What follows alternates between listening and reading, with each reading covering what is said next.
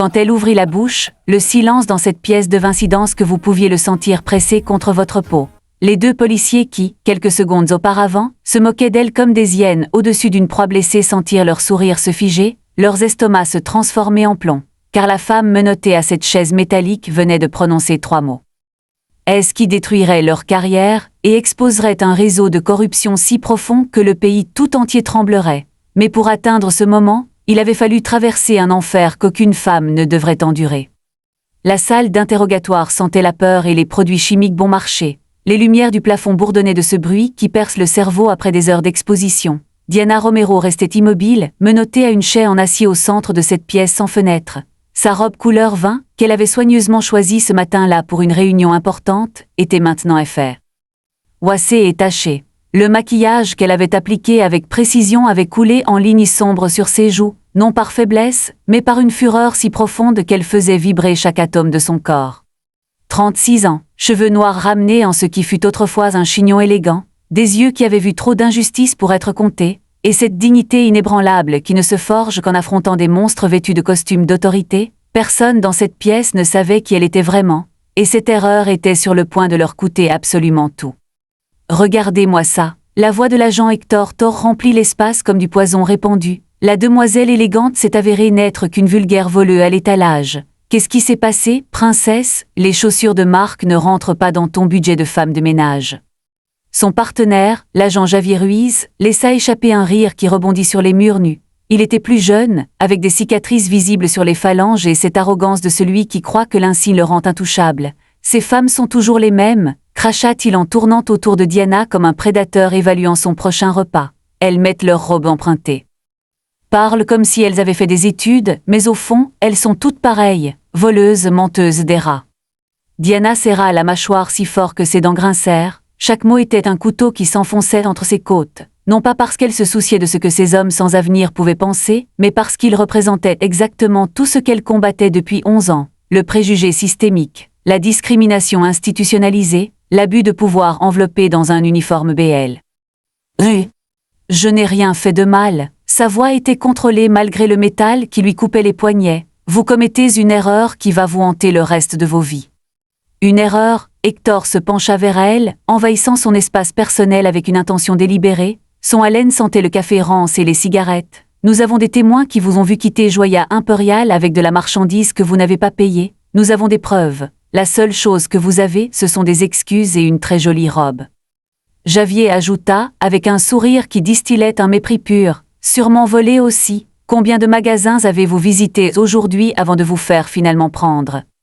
Diana respira profondément, forçant l'oxygène dans ses poumons tandis que son esprit travaillait comme une machine de précision. Elle connaissait ce jeu, elle l'avait étudié de l'autre côté pendant des années. Elle avait traité des affaires exactement comme celle-ci, elle avait envoyé des officiers comme ces deux-là en prison pour des conduites identiques, mais jamais dans ses pires cauchemars. Il n'aurait imaginé être sur cette chaise, sentant le froid du métal, écoutant des accusations qui brisaient des réputations avec la même facilité que l'on froisse du papier usagé. « J'ai droit à un appel téléphonique », dit-elle d'une voix qui cachait le volcan bouillonnant sous sa peau, « j'ai droit à une représentation légale. » Oh, écoutez, Hector fit un geste de surprise exagéré, regardant son partenaire comme s'il venait d'assister à un miracle. « Elle connaît ses droits. Vous les avez appris dans une série Netflix, parce que je parie mon salaire que vous n'avez même pas terminé l'école secondaire. » L'humiliation était calculée, systématique, conçue pour briser les esprits. Diana le reconnaissait car elle avait étudié ses techniques en profondeur, elle avait condamné des officiers pour avoir utilisé exactement ces méthodes psychologiques. L'ironie était si amère qu'elle pouvait presque la goûter sur sa langue, mais elle ne pouvait pas révéler son identité, pas encore, il y avait une raison pour laquelle elle était là, une raison que personne dans cette pièce pourrie ne pouvait commencer à imaginer. Je vais appeler qui je décide d'appeler. Javier rit en examinant le téléphone portable de Diana qu'ils avaient confisqué. Mais d'abord, nous allons jeter un œil à ça, pour voir ce que vous avez fait d'autre, mademoiselle la délinquante de placard. C'est illégal sans mandat, protesta Diana, sa voix montant légèrement en volume. Illégal, se moqua Hector, rapprochant son visage du sien jusqu'à ce que Diana puisse compter les veines brisées sur son nez. Princesse, vous venez de voler une bijouterie. Je ne pense pas que vous soyez en position de donner des leçons sur la légalité. La porte s'ouvrit brusquement. Une femme en uniforme entra avec une expression qui pouvait couper l'acier. C'était la commandante Thorza Campo, une vétérane avec 28 ans de service et des yeux, qui avait été témoin de trop de tragédies pour conserver des illusions. « Thor Ruiz dehors tout de suite. Nous sommes en plein milieu d'un interrogatoire, protesta Javier d'un ton provocateur. Je ne demande pas la permission, Thorza répondit d'une voix qui n'admettait aucune discussion, bougez. Les deux agents sortirent en grommelant des obscénités à voix basse, laissant Diana seule pour la première fois depuis son arrestation 3 heures auparavant. Les caméras de sécurité clignotaient dans les coins, enregistrant chaque seconde, documentant des preuves qui auraient bientôt des conséquences qu'aucun d'eux ne pouvait anticiper. Diana ferma les yeux, permettant au souvenir de l'inonder comme une marée. Des années auparavant, alors qu'elle n'était qu'une avocate fraîchement diplômée avec plus d'idéaux que d'expérience, elle avait défendu une femme dans des circonstances presque identiques. Isabelle Moral, mère célibataire de 2 enfants, faussement accusée de vol par des agents corrompus qui devaient couvrir leur propre crime. Diana avait mené cette bataille avec chaque once d'énergie de son jeune corps. Elle avait gagné le procès, mais Isabelle avait tellement souffert dans le processus qu'elle ne s'était jamais complètement rétablie. Cette affaire avait transformé Diana d'idéaliste naïve en guerrière calculatrice. La porte s'ouvrit à nouveau. Cette fois, un homme plus âgé entra, avec une expression fatiguée et des cicatrices émotionnelles visibles sur chaque ligne de son visage. C'était l'inspecteur André Villanueva, chef de la division centrale. Il s'assit en face de Diana sans parler pendant un long moment qui s'étira comme du chewing-gum. « Nom complet ?» demanda-t-il finalement. « Diana Romero. »« Et que faisiez-vous chez Joyard Impérial cet après-midi, Diana ?»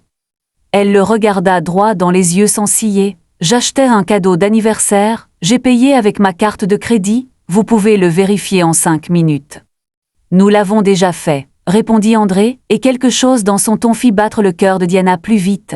La transaction est enregistrée, mais le propriétaire de la bijouterie, M. Mauricio Delgado, insiste sur le fait que vous êtes parti avec de la marchandise supplémentaire que vous n'avez pas payée. Et c'est un mensonge absolu. Pourquoi un commerçant respecté mentirait-il ? C'est, dit Diana d'une voix dangereusement calme, exactement la bonne question, inspecteur Villanueva. André se pencha en arrière dans sa chaise, l'étudiant avec une nouvelle intensité. Mes agents disent que vous avez été problématique, exigeant des droits, citant des codes légaux, faisant des menaces. Je n'ai pas fait de menaces, j'ai cité des faits constitutionnels. Et oui, je connais mes droits car, contrairement aux charmantes suppositions de vos subordonnés, je n'ai pas seulement terminé l'école secondaire, j'ai aussi terminé l'université, et des études supérieures, multiples. Pour la première fois, elle vit un éclair d'incertitude dans les yeux de l'inspecteur. Dans quoi travaillez-vous exactement, Diana ?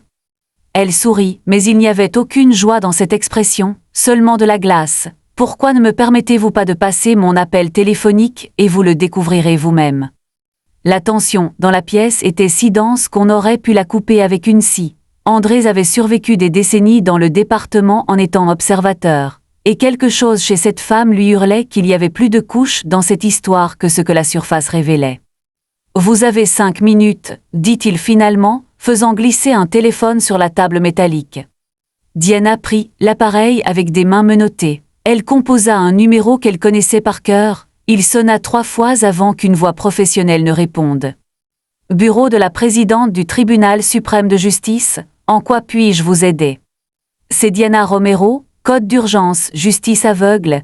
J'ai besoin d'une connexion immédiate avec la juge Lucia Mendoza, c'est urgent. » Le silence de l'autre côté dura exactement 4 secondes. Pour Diana, cela ressembla à 4 siècles.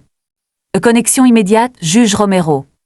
L'expression de l'inspecteur Villanueva changea si radicalement que si la situation n'était pas si sérieuse, Diana aurait trouvé de l'humour dans l'instant. La couleur s'échappa de son visage comme de l'eau par une bonde. Ses yeux s'écarquillèrent jusqu'à ce qu'ils semblent sur le point de sortir de leurs orbites. Sa bouche s'ouvrit mais aucun mot n'en sortit pendant plusieurs secondes éternelles.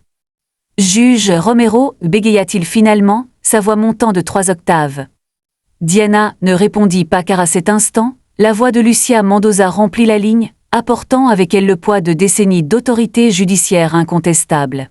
« Diana, qu'est-ce qui se passe ? Votre assistante a appelé en panique absolue en disant que vous aviez disparu après avoir quitté le tribunal il y a 4 heures. »« Je suis en détention, Lucia, division centrale, accusation fabriquée de vol. Et nous avons un problème beaucoup plus grand que ce que nous avions anticipé dans nos pires scénarios. » L'appel dura exactement 6 minutes. Lorsque Diana raccrocha, l'inspecteur Villanueva ressemblait à un homme à 30 secondes d'un effondrement cardiovasculaire massif. Vous êtes la juge Diana Romero, la juge Romero, celle qui dirige l'unité anticorruption, la femme qui a envoyé plus de policiers corrompus en prison que quiconque dans l'histoire du système judiciaire du pays. Correct, Diana répondit avec un calme artificiel, bien que son cœur batte comme un tambour de guerre. Et maintenant, inspecteur, vous allez retirer ces menottes immédiatement. Vous allez faire revenir les agents Torres et Ruiz, et nous allons avoir une conversation très sérieuse sur ce qui se passe réellement ici. Parce que Diana Romero n'avait pas été arrêtée par accident. Elle avait été arrêtée parce que quelqu'un lui avait tendu un piège élaboré, et ce quelqu'un venait de commettre l'erreur la plus catastrophique de sa misérable vie. Dans le couloir, Héctor Torres et Javier Ruiz n'avaient pas la moindre idée que leur carrière venait de se terminer de la manière la plus spectaculaire possible. Ils n'avaient aucune idée que la femme qu'ils avaient humiliée, insultée et discriminée pendant des heures était la personne la plus puissante et la plus implacable du système judiciaire. Et ils n'avaient certainement aucune idée que la véritable histoire ne faisait que commencer. Car ce que personne ne savait encore, c'était que Joya Imperial faisait l'objet d'une enquête pour blanchiment d'argent massif, que le propriétaire Mauricio Delgado avait des liens avec des réseaux criminels internationaux que Diana traquait depuis 18 mois, et que son arrestation n'était pas une coïncidence fortuite, c'était un avertissement calculé, un message envoyé par des personnes extrêmement dangereuses, qui voulaient réduire au silence la juge qui était devenue leur pire cauchemar vivant. Mais Diana Romero ne se laissait pas réduire au silence, elle ne l'avait jamais fait, elle ne le ferait jamais. Les menottes tombèrent sur le sol avec un bruit métallique qui résonna comme une sentence de mort. L'inspecteur André Villanueva tremblait visiblement en les retirant des poignets de Diana, où se marquaient déjà des lignes rouges profondes qui témoigneraient de cette erreur pendant des jours. Juge Romero, je ne savais pas, mes agents n'avaient aucun moyen de. Assez, Diana l'interrompit d'une voix qui glaçait le sang. Elle se frotta lentement les poignets, chaque mouvement délibéré, chaque seconde de silence augmentant une pression insupportable. Amenez-moi Torres et Ruiz, tout de suite. André se précipita pratiquement vers la porte. Dans le couloir, on entendait des voix confuses, des pas pressés, le chaos distinctif d'un département de police découvrant qu'il venait de commettre une erreur aux proportions catastrophiques. Diana se leva, lissant sa robe avec une dignité inébranlable. Chaque fibre de son être voulait crier, s'effondrer, pleurer pour l'humiliation brutale qu'elle venait de subir, mais pas ici, pas maintenant, parce que cela n'avait jamais été à propos d'elle, jamais. La porte s'ouvrit. Héctor Torres entra avec cette même arrogance qu'avant, suivi de Javier Ruiz. Mais lorsqu'ils virent Diana debout, sans menottes, avec l'inspecteur transpirant visiblement la panique, quelque chose dans leurs expressions commença à changer, la couleur commença à s'échapper, la confiance commença à s'évaporer. Messieurs, la voix de Diana était dangereusement calme, comme la surface d'un lac avant un tsunami. Permettez-moi de me présenter correctement. Je suis la juge Diana Romero, présidente de la division des crimes spéciaux du Tribunal suprême de justice. Au cours des 11 dernières années, j'ai poursuivi 62 officiers de police pour abus d'autorité, discrimination raciale et conduite criminelle sous couvert de la loi. La couleur s'échappa du visage de Javier si rapidement qu'il semblait qu'il allait vomir ou s'évanouir, probablement les deux. Héctor tenta de garder son sang-froid, mais ses yeux trahissaient la panique croissante qui rampait dans sa colonne vertébrale. « Et vous deux » continua Diana, faisant un pas vers eux comme un prédateur révélant finalement ses crocs, venez de me fournir suffisamment de matériel pour un dossier qui sera étudié dans les académies de police pendant des décennies comme l'exemple parfait de tout ce qui est pourri dans le système. Chaque mot que vous avez prononcé a été enregistré en vidéo haute définition. Chaque insulte, acte commentaire discriminatoire, chaque violation de protocole, tout documenté avec une précision chirurgicale. Juge, commença Héctor, sa voix se brisant comme du verre sous la pression. Nous ne savions pas que. Que ne saviez-vous pas exactement ? Diana l'interrompit, son intensité faisant reculer instinctivement les deux officiers. Que j'étais juge, ou que j'étais un être humain qui méritait un respect de bas et une dignité fondamentale, dites-moi, auriez-vous traité quelqu'un différemment si vous aviez su qu'il avait du pouvoir ? Le respect est-il quelque chose qui ne s'acquiert qu'avec des tirs ? Dans ce département pourri. Le silence qui s'ensuivit était si dense que le bourdonnement des lumières fluorescentes ressemblait à des explosions d'artillerie. Je veux vos insignes sur cette table, tout de suite. Juge Romero, intervint l'inspecteur Villanueva d'une voix tremblante, peut-être pourrions-nous. Inspecteur Villanueva, allez-vous faire obstruction à mon autorité directe, parce que je peux faire en sorte que cette conversation inclue également votre insigne et votre pension. André déglutit bruyamment et fit un signe de tête à ses officiers. Avec des mains qui tremblaient visiblement, Hector et Javier placèrent leurs insignes sur la table métallique. Le bruit du métal contre le métal fut comme des cloches annonçant une exécution. Mais alors, quelque chose de complètement inattendu se produisit. Javier Ruiz, l'officier le plus jeune, celui qui avait fait les commentaires les plus méprisants et les plus cruels, s'effondra sur une chaise et commença à pleurer. Ce n'étaient pas des larmes de pitié de soi, c'étaient des sanglots profonds de réalisation véritable, de honte absolue, d'un homme confronté à ce qu'il était devenu et haïssant cette image de tout son être.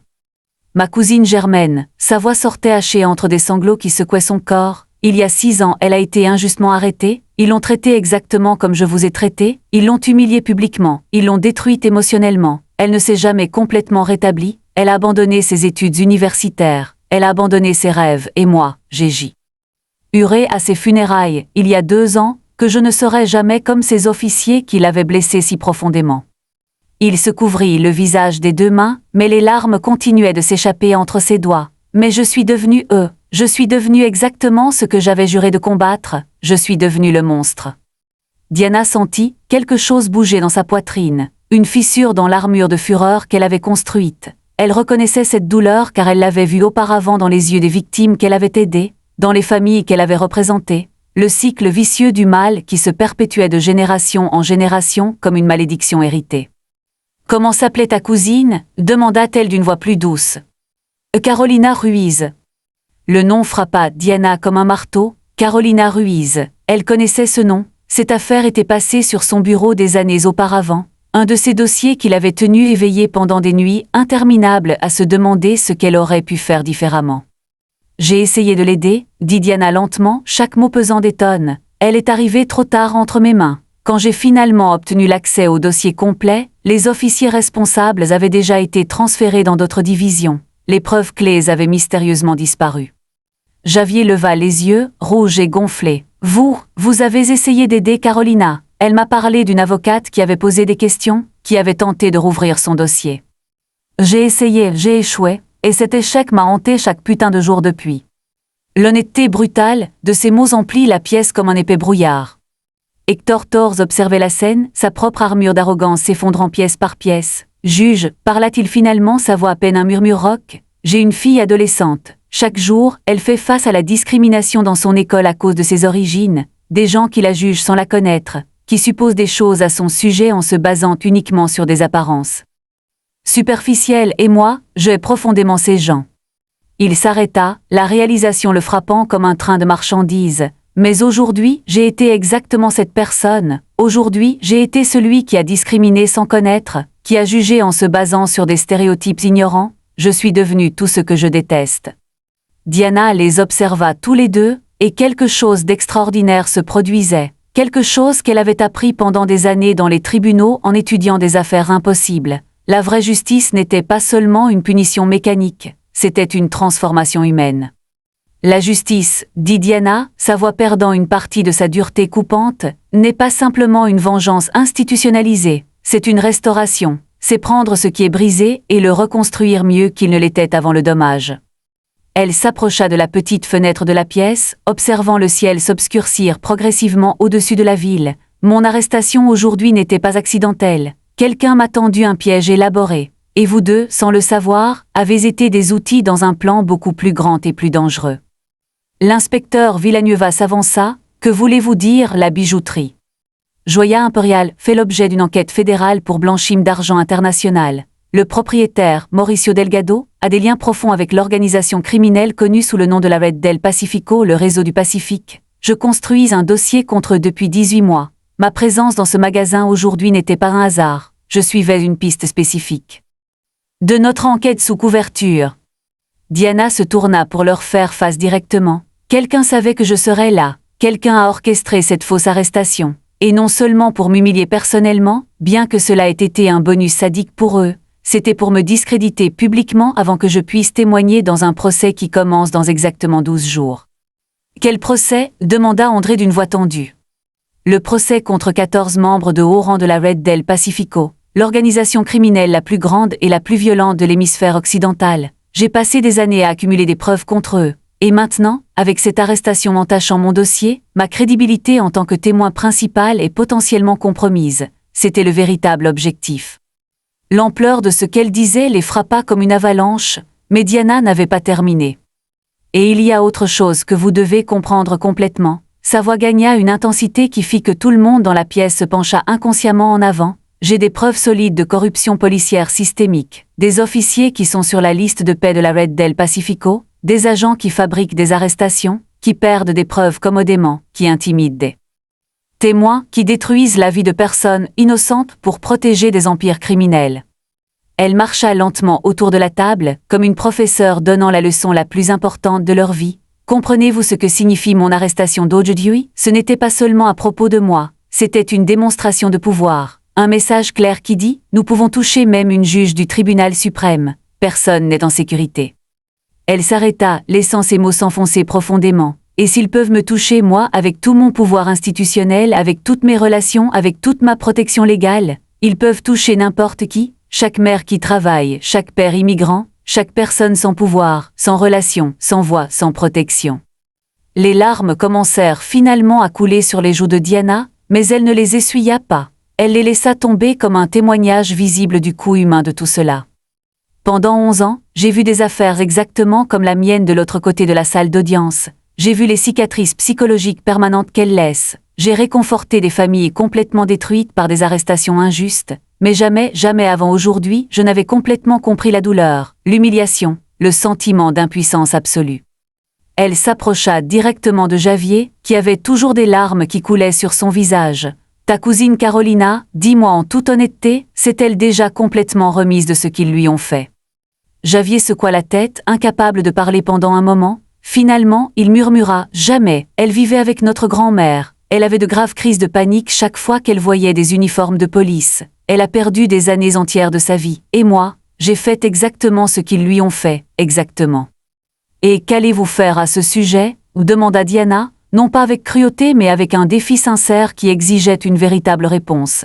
« Je ne sais pas, » admit Javier, sa voix brisée, « je ne sais plus rien avec certitude. » « Alors laissez-moi vous dire exactement ce que je ferai. » Diana s'agenouilla pour être à la hauteur de ses yeux. « Je prendrai cette douleur, cette honte, cette réalisation dévastatrice, et je la transformerai en un objectif inébranlable. » Elle se leva, regardant les deux officiers avec une intensité absolue. « Travaillez avec moi, soyez des témoins internes. Aidez-moi à identifier exactement quels officiers de ce département reçoivent des pots de vin de la Red del Pacifico. Aidez-moi à nettoyer le système de l'intérieur. » L'inspecteur Villanueva recula, clairement alarmé. « Juge Romero, c'est extrêmement dangereux pour eux, si la Red découvre qu'ils coopèrent. »« Tout ce qui en vaut vraiment la peine est toujours dangereux, » interrompit Diana. « Et si nous ne faisons pas cela maintenant, combien d'autres Carolina y aura-t-il? Combien d'autres Diana seront menottées et humiliées? Combien d'autres cycles destructeurs de dégâts continueront sans jamais être brisés ?»